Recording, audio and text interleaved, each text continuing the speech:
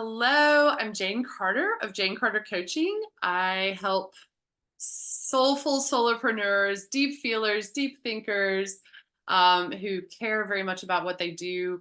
I help them have more fun and money and freedom in their businesses. My clients call me a therapist for business. I'm also a psychotherapist. Only it's your business that's on the couch. And I am really excited to continue the Brain Trust series. A brain trust is sort of your board of advisors. It's your smart people who are speaking into your life and in your business. And I'm really excited to have Iona Holloway, who is an amazing human. She helps women be brave. And she's a best-selling author. She's a speaker. She's an app co-founder. She's a breathwork expert. I watched her turn a room of ambitious, high-powered entrepreneurs into just a weeping, sobbing mess of inspired humans in one fell swoop. And I know that she makes me braver. So I was really excited that Iona agreed to join us. Iona, will you introduce yourself? And since I probably haven't done you justice, and I'm going to take this toy away from I think you did it more than justice, Jane. You said it perfectly. I help women live braver lives. Mm. And a question I like to ask every woman I work with, whether that is private coaching, doing a keynote, in my group mentorship, in some of my other programs, there is someone in your life who needs a braver version of you to exist. Mm. And for me, that was me when I was 29, discovering that I was going to be an aunt to a little girl. And I knew that I did not want her to know the highly functioning and visibly struggling version of me who had struggled with an eating disorder and depression alongside a very glittering and successful career as an all-American athlete, successful career as a creative director. But I knew that she needed a different version of me to show up. And that was the start of, that was my first brave thing. So in the moments where we can't be brave for ourselves, there is someone who needs a braver version of us. And it could be, when I say someone, it could be something. So it could be someone in your life, could be your niece, like it was for me, could be the husband you're meant to meet, it could be your business, it could be the book that you need to write and the woman that needs to read it. But someone needs a braver version of you to exist, and I help you become her. And that's the work I love to do. That is so beautifully said. And I love that it's okay for it to sometimes come from the outside, right? I think sometimes we have this kind of societal myth that like, and then it just came from within me, but sometimes the instigating incident is someone else. Yes. And I also I believe that those people out there, whoever they are the teachers that reflect back the thing within us that is also wanting to be known more. So my niece was one of those, like the promise of her life was also perhaps the promise of mine, and how I hadn't, like how I was just leaving it on the floor, and all those dreams I'd had when I was younger of, I used to joke, like it's true, but the password on all of my, like the security password on all of my bank accounts for the longest time was, what does Iona want to be when she grows up? And it was a star. So like, Wow. I wanted, like, I knew that from a young age, from a very young age, I knew I wanted to write a book. Yeah. And I was, I guess, approaching my 30th birthday, which from now that now I'm in this world, in the coaching world, I recognize that that's a very important time for a lot of people, when a lot of people are, you've lived a chunk of life and you sort of hit up against this, who the fuck am I? I feel like I've forgotten who the fuck I am. This is not what I thought my life would be like. And that was true for me. And there was so, like graveyard of abandoned dreams and just like a beige existence, even though a lot of it looked good Yeah. from the outside. A lot of it looked like I had it locked down, and it just didn't feel that way inside. So yeah, I think that the external world leaves clues and invitations for meeting the part of us too. So I Mm, think people can save us, and we're really ultimately saving ourselves, walking ourselves home.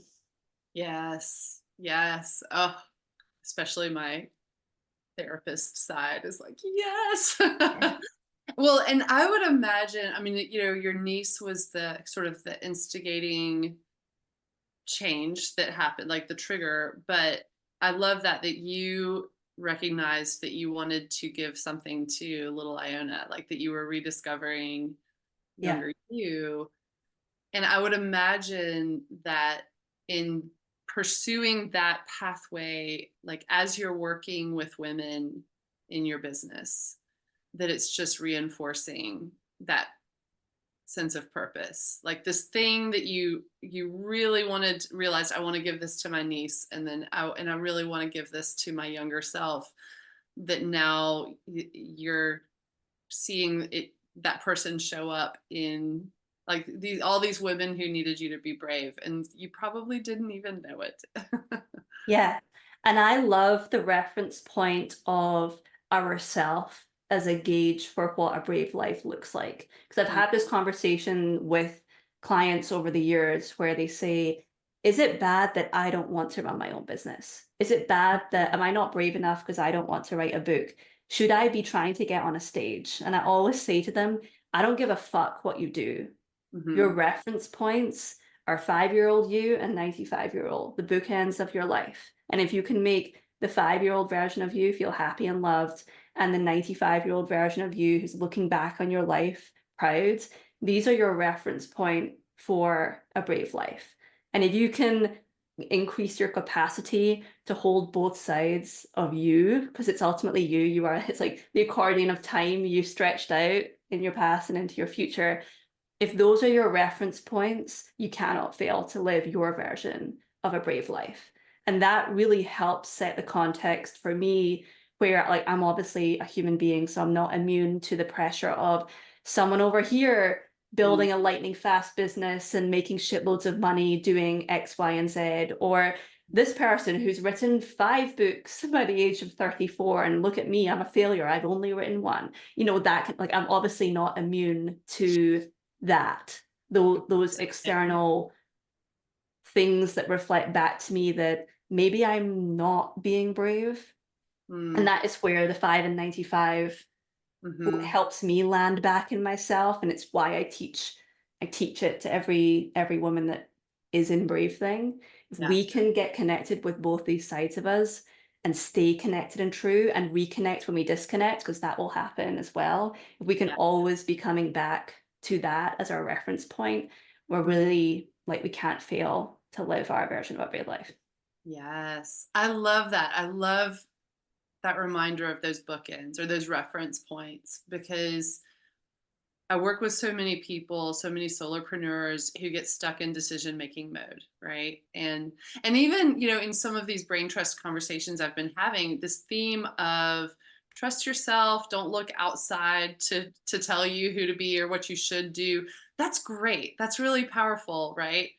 But to even have those specific reference points of what makes 5-year-old you happy and what makes 95-year-old you proud, not only does it remind you, okay, get back into you, Mhm. right?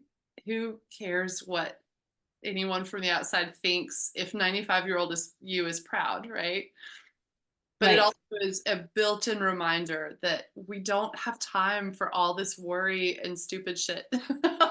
Like, do you know what I mean? Like that it's business is messy. I'm always going to bring it back to business, but like Oh it's yeah, of course. so many Yeah. things, right? Like life is messy, business is messy.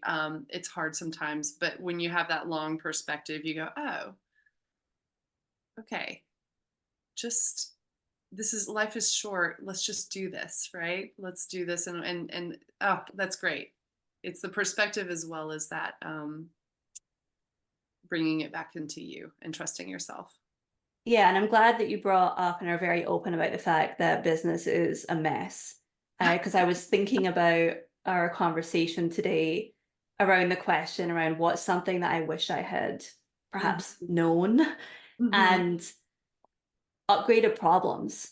Like the problems that I'm solving in my business when I start. So I went full time in my business 3 years ago. At the time, I was truly functioning as a high ticket. It wasn't really that high ticket given how much value was being offered, but it felt high ticket for me at the time. And I tried to never shame the stage of business that we're in. It was huge for me to have 10 clients who were paying me $750 a month for 6 months. Like that was mind blowing for me at the time. And it allowed me to quit my job. And Yeah. then also, I very quickly hit up against the problems of being someone who's actually quite introverted Mm. and opening up my calendar and having 10 to 12 private sessions every single week. I know that some therapists do that for eternity, and I could not do it. I was Yeah. able to do it for time. It gave me so much experience with women. Like I saw a beautiful cross section of all the complexities of being a highly functioning and visibly struggling on varying stages on that spectrum, what that meant, not just for my life, but across ages. I've always loved that about Brave Thing, like clients from 25 all the way through to 65, 70. Like I've seen such a beautiful cross section of women. Um, but I learned fast that I was going to fall out of love with my work if Mhm. I was going to run my business that way. And Mhm. so it initiated me into how am I going to be able to stay enjoying my work? Yeah. Also, not that we don't have to love our work all the time, like that's a ridiculously high barrier, but I need to feel engaged in my work and I want to be. And I also can't afford to um what's the word I'm looking for? I can't afford to resent my clients.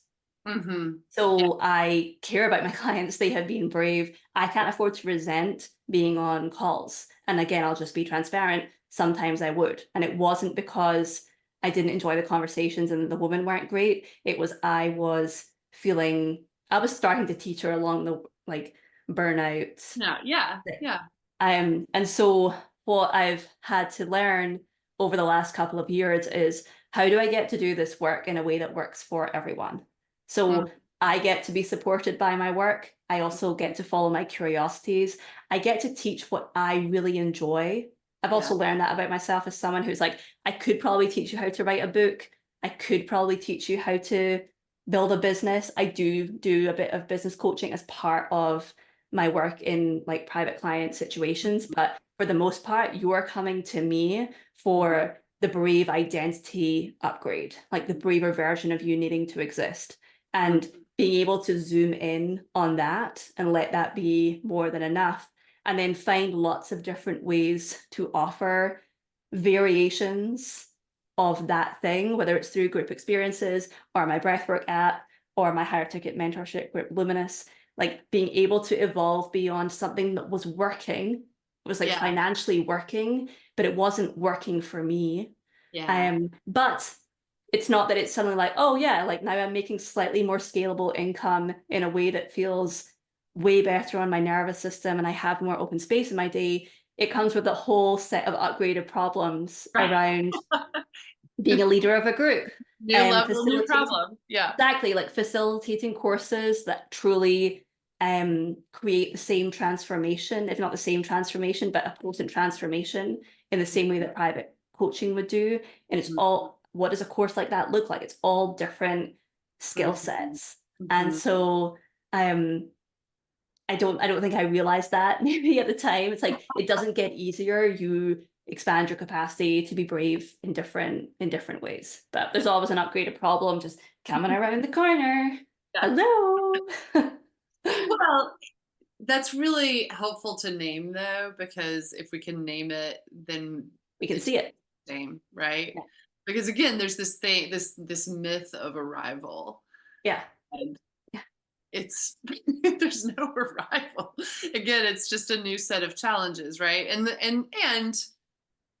I mean, I hear you saying, and I talk to clients about this, like those new challenges expand us in new ways.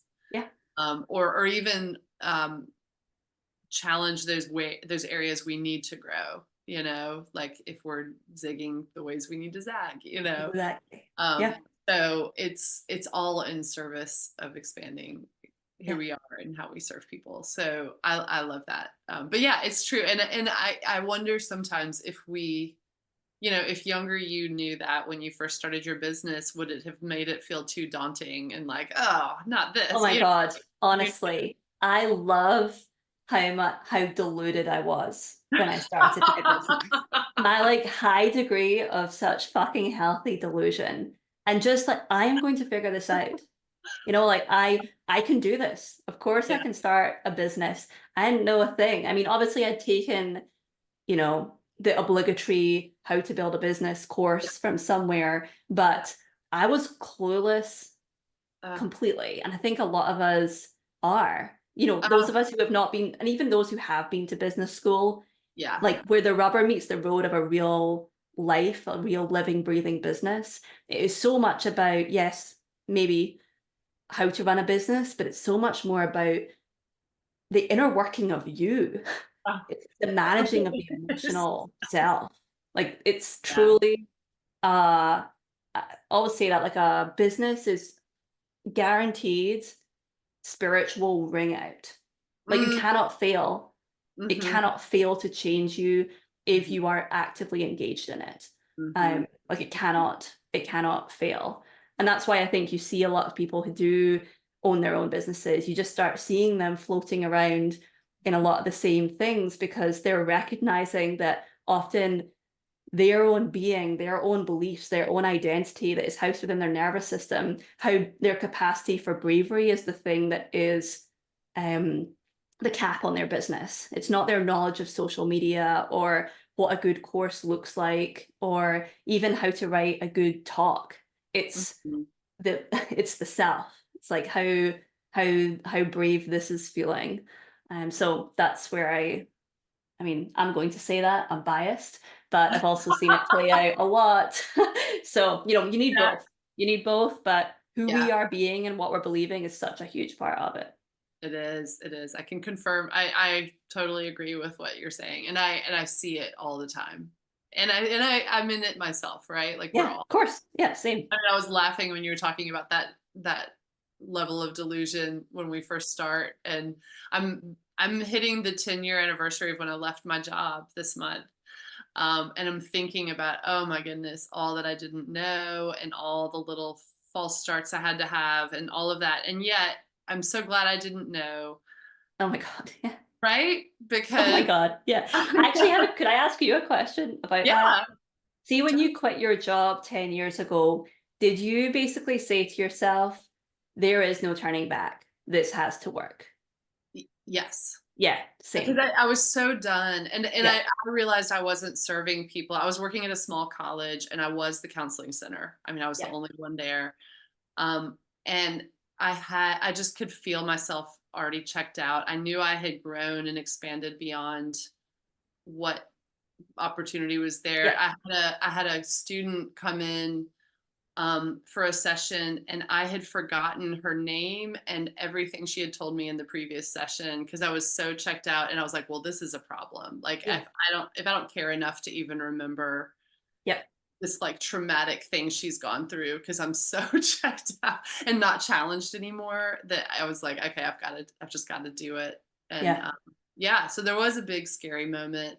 And then when it came to actually investing in coaching and learning to be a business coach later, those were also big, scary leap Yes. moments for Yeah. sure.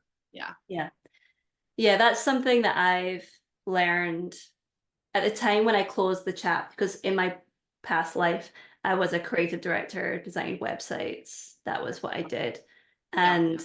But when I left, I really said to myself, we are never going to have to write a cover letter ever again, because we are never getting hired by corporate America again unless they're hiring me and my business.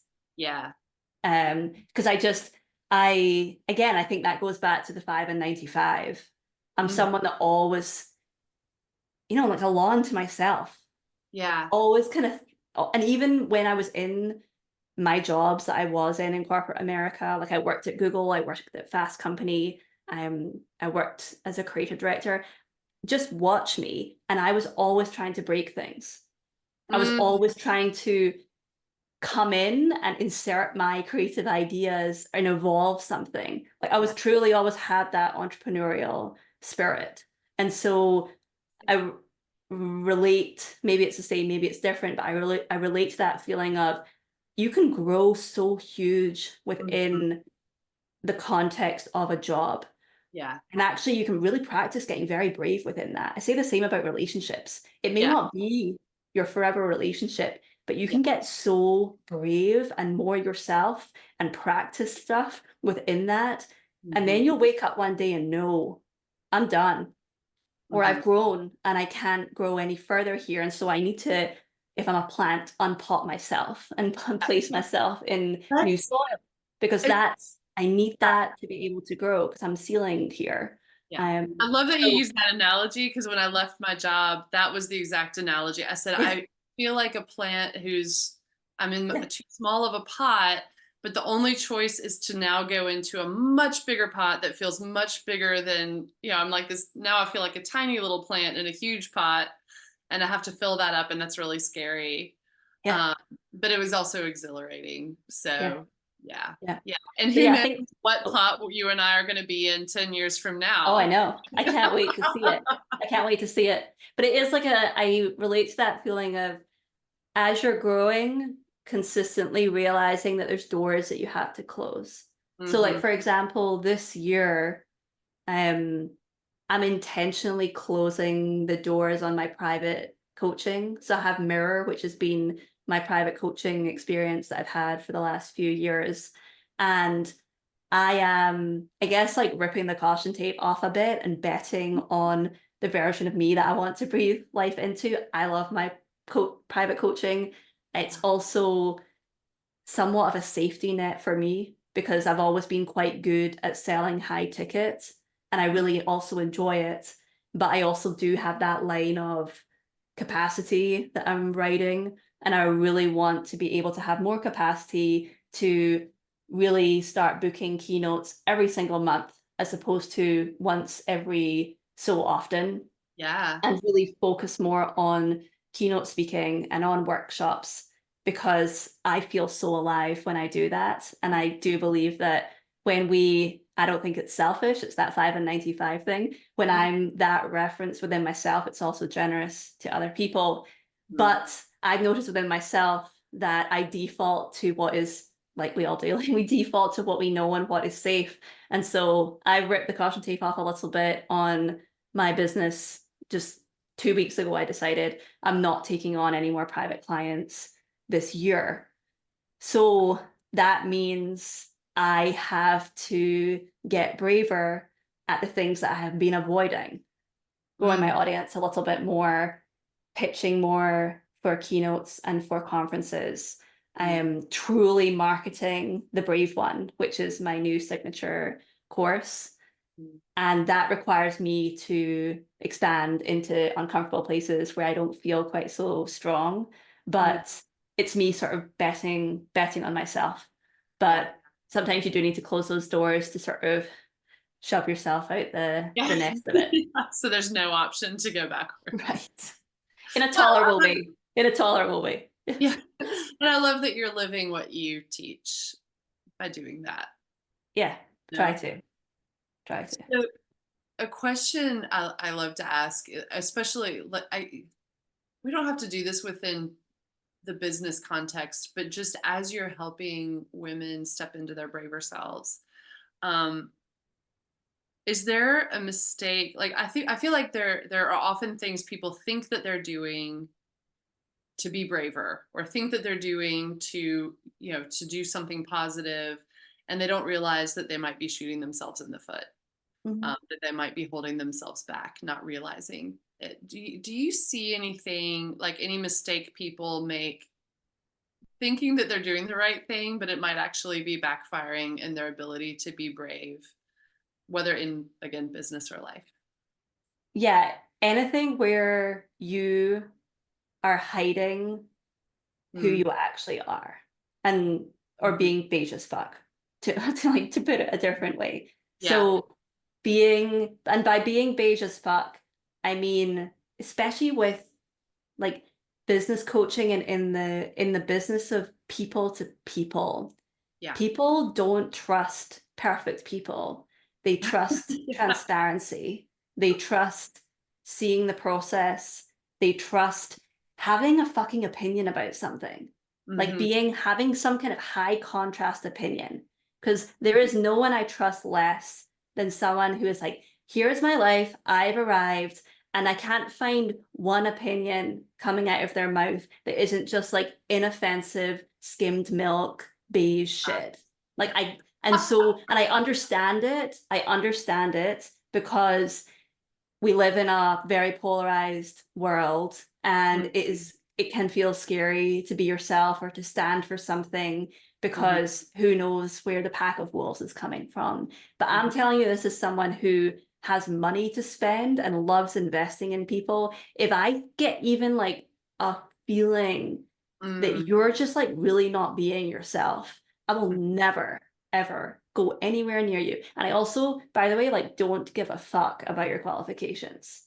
I think Mm. so often, I say this Yeah. with women, and maybe it's just that because I work with a lot of women, there's Yeah. so much resting on the credentialing or the next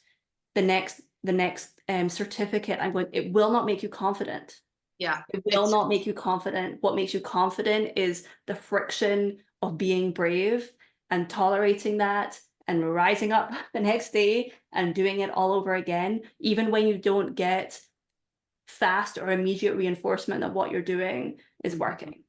So Mm. that was more than one thing, but like, don't be beige as fuck. And your confidence comes from within you. It can't be externally sourced from the glitter of the next certification or Yeah. whatever. Like, I've never ever cared about that stuff in people. Yeah. I hire people. I'm drawn to people. Yeah. The, So I want to see you. I see a lot of solopreneurs. It's really a form of asking for permission, right? Totally. Like, I mean, sometimes there's a thing where it's okay. I really do have. If I'm going to practice therapy in Sure. this way, I must be certified. But for the most part, what I most often encounter is people saying, "Okay, well, yeah, I'm going to do that once I get my coaching certification. Once I get my, Social these." media graphics.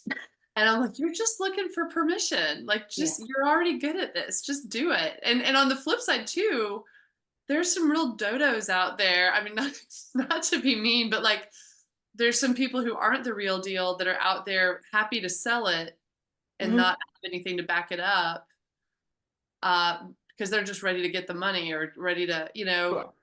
versus like so many people I encounter, they've got the goods. They're so good at what they do, but they don't feel they want someone to deem them worthy Right. to get those letters, right? Right. And like same, it's like I facilitate breathwork. Of course, I've got a breathwork facilitation, but no one has ever asked me like almost no one has ever asked me where I got certified, because they're not drawn to the certification. They're Right. drawn to me. And the other thing is, if we're even considering whether we get to do this, it's just like those Daily Mail articles that they like to post it's like, if you're a psychopath, here's how to know that you aren't. It's questioning whether you are a psychopath or not. So the fact that you're questioning whether or not you get to do Right. this means that you are fine. You Yeah. just need to be Right. braver. You're fine. Psychopaths do not ask if they don't worry about being psychopaths. It's such a great analogy. Yes.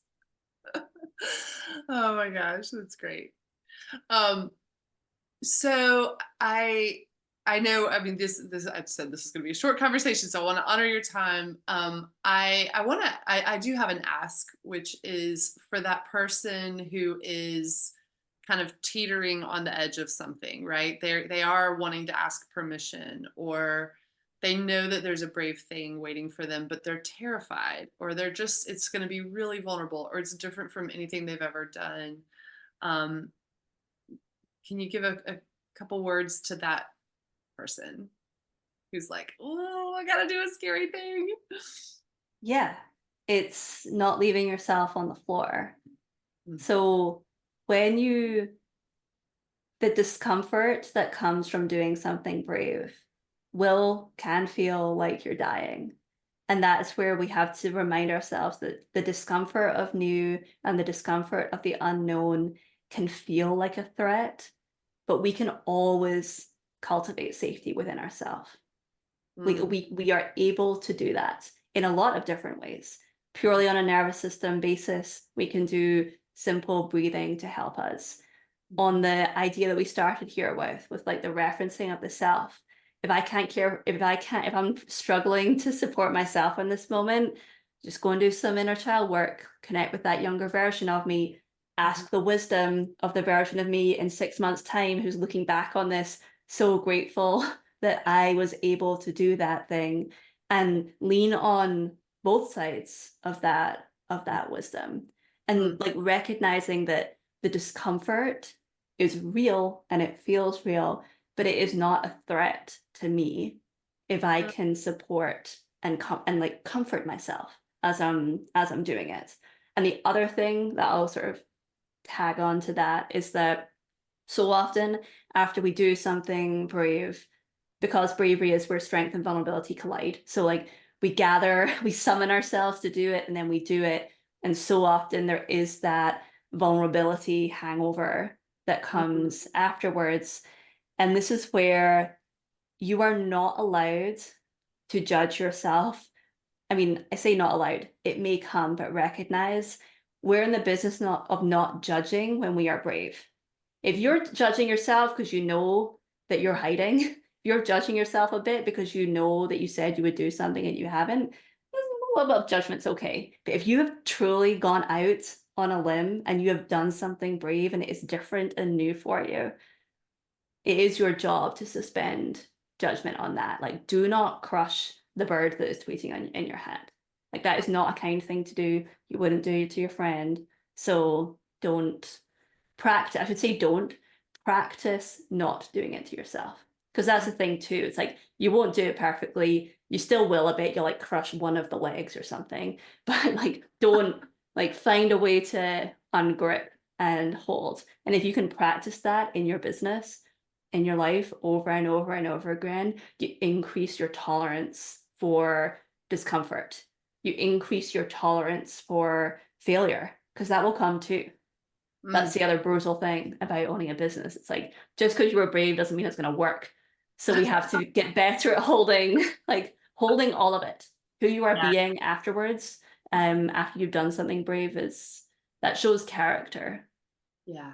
Oh, I love that. Thank you so much for that.